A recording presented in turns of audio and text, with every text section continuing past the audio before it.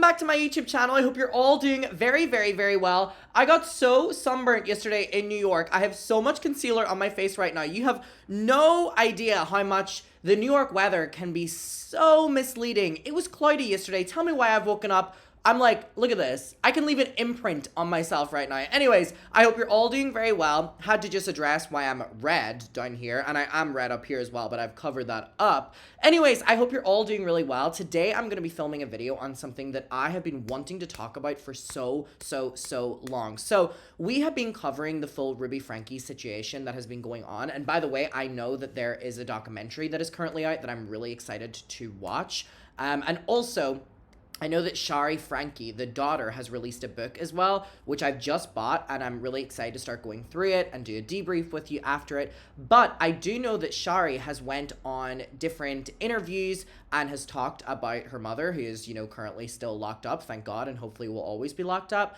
And I thought we could go through it together, and there's just so much happening with this, and I know a lot of people have been telling me that they've read the book, that the book is incredible, so I'm really excited to dive into all that. So, let's do it. I just want to let you all know that we are about to start our second leg of the Chronically online tour, and for this weekend only, if you use the code CLOVER, you will get 15% off all tickets, and also my Patreon is linked down below, and I'm uploading all the time over there, and it's really, really, really fun. So if you want any extra content, the Patreon is linked down below. But let's get to this. We have a part 1 and a part 2. So let's get to it. And also, I know that YouTube, and I don't even know if it's just YouTube, but I know that there are new laws being implemented that if your kids are in your content for like more than like 30%, then you have to give them money or something like that. I'm looking into that, and I want to make a video on that because while it's not everything, I'm glad that we're making some sort of steps towards the protection of children online. So expect a video on that very soon. But let's get into this right now. So Ruby Franke's daughter speaks out about her mom's arrest. All right. Ruby's eldest daughter, Shari, is telling her story. So this is the book. So I've just bought this book and I'm currently making my way through it. I am a slow reader, but I'm trying to get through it as quick as possible. And yeah, I will have a little debrief with you after it. A new memoir, The House of My Mother. Sometimes I'll see myself in the mirror and I'm like, oh my gosh, I look like her or I sound like her, but I don't want to be anything like her. Shari, who says she was cut off from the family when she left for college, detailing abuse she says her mother inflicted throughout her childhood. When I was younger, around 5, 6, Ruby was really physical, whether it was a slap to the lip or a slap to the cheek. When I would practice the piano, her hand would slam and it was really scary.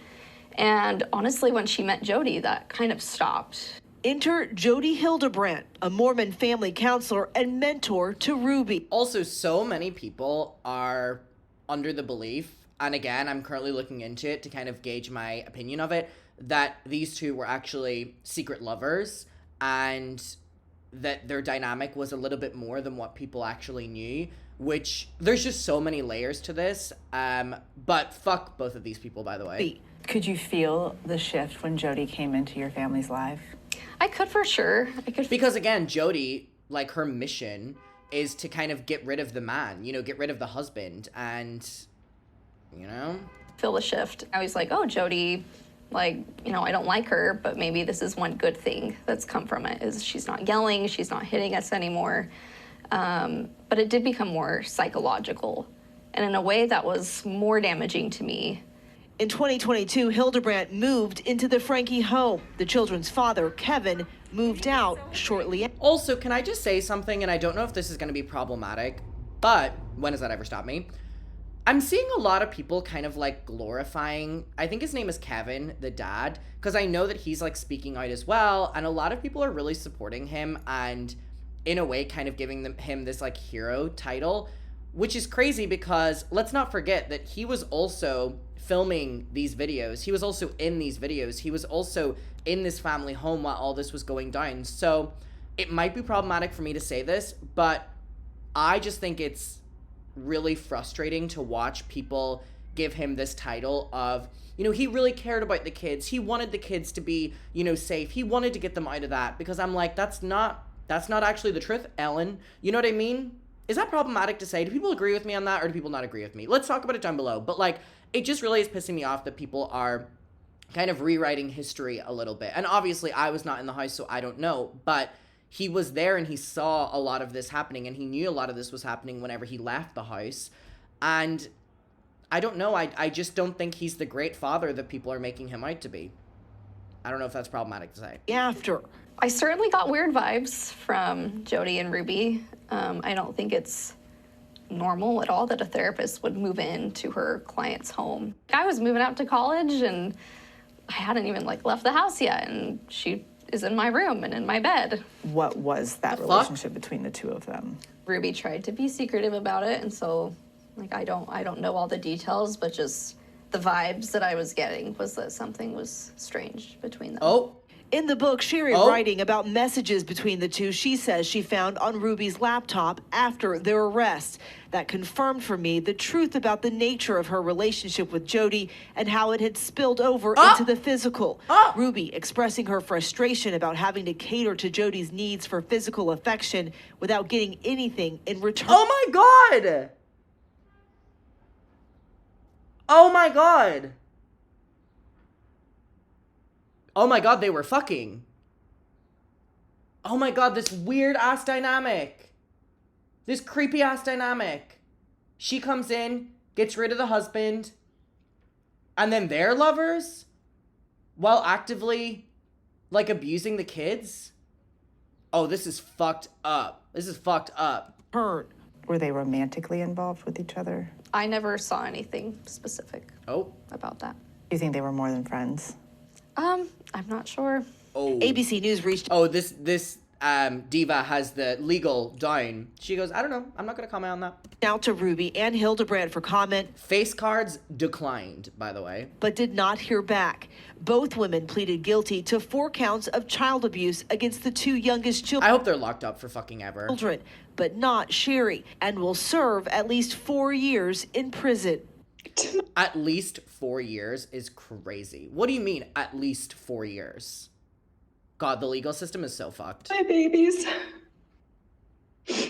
My 6 little chicks. To my babies, my 6 little chicks, you're a part of me. Fuck you. You are part of me. Did you believe that she was apologetic?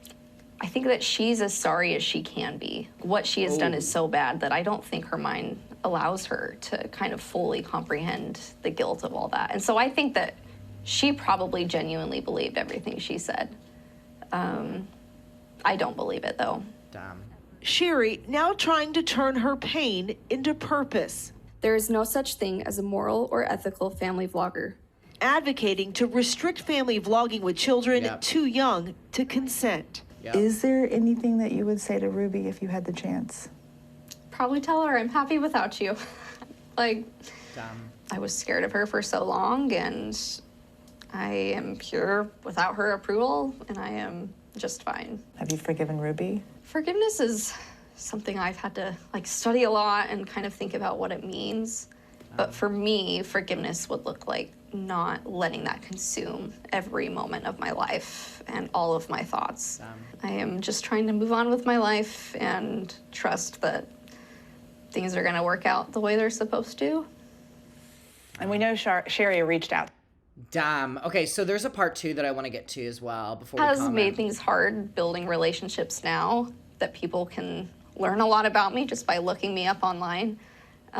Which again is such a problem with these family vloggers, is the audience knows so much about these people's lives by the time they've turned to an adult, and these people fundamentally cannot consent to that. And it's I wonder if the parents family vlogging know that this is actually an issue, or they just don't care because they're making so much money. But I hope something happens. I've been able to choose now what parts of my life I choose to share with the public and what I do. And that should be normal. It should be normal to pick and choose what the public know about you, rather than being exploited from the time you're fucking born. Don't. But now Ruby's eldest child, Shari, detailing what she says it was like growing up with Ruby in her new memoir, The House of My Mother. Keeping them home from school and wiping the floorboards would really bring pain. A lot of narratives in the media kind of pinpoint Jodi as the reason that things went wrong, and Ruby was good until Jodi came. But I wanted to show that like that wasn't the case and that wasn't my experience. Wow. Jodi Hildebrandt was her mother's mentor. Which is also a good point because the media have been doing that. They have been villainizing Jodi, who is a villain, by the way, but that Ruby was manipulated in some way, which again is just the media choosing the narrative and choosing the villain when this is way more complex than that, and both these women are terrible. And her family's counselor, who moved into the family home shortly after. Just that, fundamentally, the family, like, therapist and counselor moving into the family home and the husband moving out. Like, after her father moved out. Shari says she was cut off from the family when she left for college. It wasn't until I left for college that I, started looking up, what is a cult? What is spiritual abuse? What is emotional abuse? And it kind of all like checked the boxes with things that Ruby had done. In August 2023. First of all, this house literally looks like a fucking dungeon. What the fuck is this? This literally looks like a prison. These damn houses. A disturbing reality was revealed. Shari's younger brother escaping, going to a neighbor's home. I just had a 12-year-old boy show up here at my front door asking for help. And he's said he just came from a neighbor's house. He's emaciated. He's got tape around his legs. This 911 call leading to her mother and Hildebrandt's arrests. What was hard is that I was kind of learning information about the case, like as the world was finding out. I wanted to be told first, like I was the family. Are you proud of your little brother? I think, yes, the whole world is proud of him. Franke and Hildebrandt both pleaded guilty to 4 counts of child abuse against the 2 youngest children. They will serve at least 4 years in prison. At least 4 is I crazy. don't think I'll ever get an apology. I don't need an apology. I've, worked through that. Lots of therapy, lots of inner work, and, again, whether she apologizes or not, it's not gonna change my healing. And she does write to you from prison. She wrote to me once, and